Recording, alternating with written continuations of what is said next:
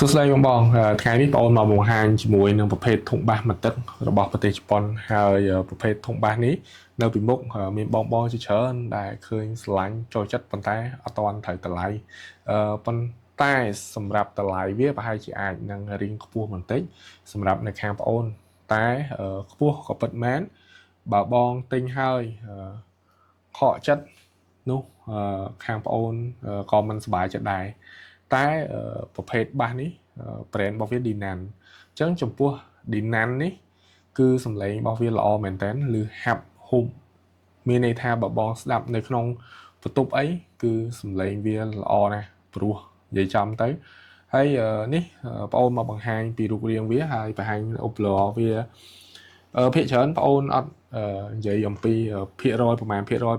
យទេភាគរយគឺបងអ្នកអាចដាក់បន្ទុកបានបងអត់ហ៊ានថាដាក់បន្ទុកប្រហែលនេះព្រោះបងមិនជឿណាបង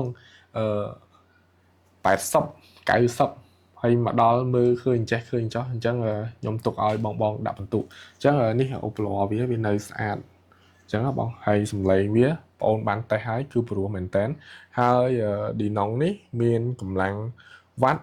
ទូចតែកម្លាំងវ៉ាត់ធំរហូតដល់120វ៉ាត់6អូមហើយនេះបងអូនបាយជូនបង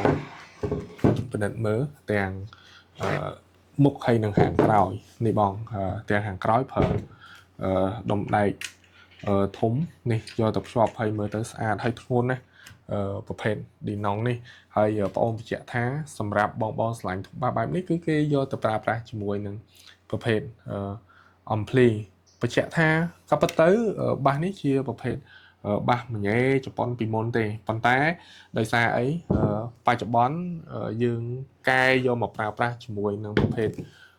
Ampli វិញវាងាយស្រួលមែនតើព្រោះបាសម្ញេរបស់ជប៉ុនបច្ចុប្បន្នគឺប្រើភ្លើង110អញ្ចឹងបងត្រូវការចំណាយច្រើនទិញ adapter ទិញ convert ភ្លើងអីផ្សេងហើយវាអត់មាន Bluetooth ផងអញ្ចឹងបើសិនជាបងទិញបាសទៅបងមាន Ampli ហើយស្រាប់បងទិញតែបាសទៅដាក់បានហើយប៉ុន្តែបើសិនជាបងអត់ទេបងអាចប្រើជាមួយនឹងប្រភេទ Ampli ក៏ប៉ុន្តែ Ampli បងអាចរើសខ្លួនឯងបានឆ្លាញ់ Ampli អីដែលចាក់បានស្ដាប់ព្រោះបងអាចជ្រើសរើសយកទៅភ្ជាប់ជាមួយបានហើយអានេះ Ampli ខាងបងអូនដែលភាគច្រើនបងអូនសំដៅទៅលើទី1រូបរាង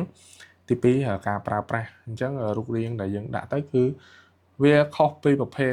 Ampli ដែលបងយកទៅប្រើម្យ៉ាងអ្នកខ្លះគាត់ចូលចិត្តបែបអត់សូវចំណាយច្រើនទៅហើយរូបរាងបែបម៉េចគឺឲ្យតែធ្វើម៉េចប្រើបានប៉ុន្តែយើងអត់ទេចំពោះខាងបងអូនគឺអាស្រ័យទៅលើរូបរាងហើយចំពោះ Ampli នេះបើបងចង់បានជាឈុត Ampli នេះវាមាន Bluetooth ស្រាប់ហើយវាប្រើភ្លើង220អញ្ចឹងបងអត់ពិបាកយកតែខ្សែក្រហមហើយខ្មៅនេះយកមកដោតនៅខាងក្រោយមកបន្ទាប់មកបងអាចភ្ជាប់ Bluetooth ចូលទៅកាន់ Ampli នេះហើយចាក់ទៅលឺហើយជាពិសេសវាមានកន្លែងសេរី volume សំឡេងតិចហើយខ្លាំងហើយសេរី treble សេរី bass អញ្ចឹងចំពោះធុងបាសគឺវា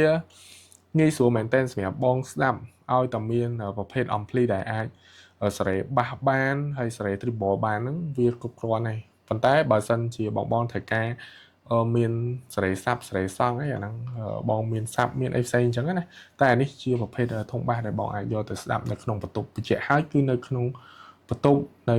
ហាងកាត់សក់ហាងកាហ្វេបងដាក់ងុំមយើងមិនដំឡងអ្នកដតីនិយាយពីមួយម៉ាត់ថាយើងចាក់ដើម្បីពីរោះអញ្ចឹងការស្ដាប់មិនមែនតតែយើងចាក់លឺខ្លាំងនោះទេអញ្ចឹង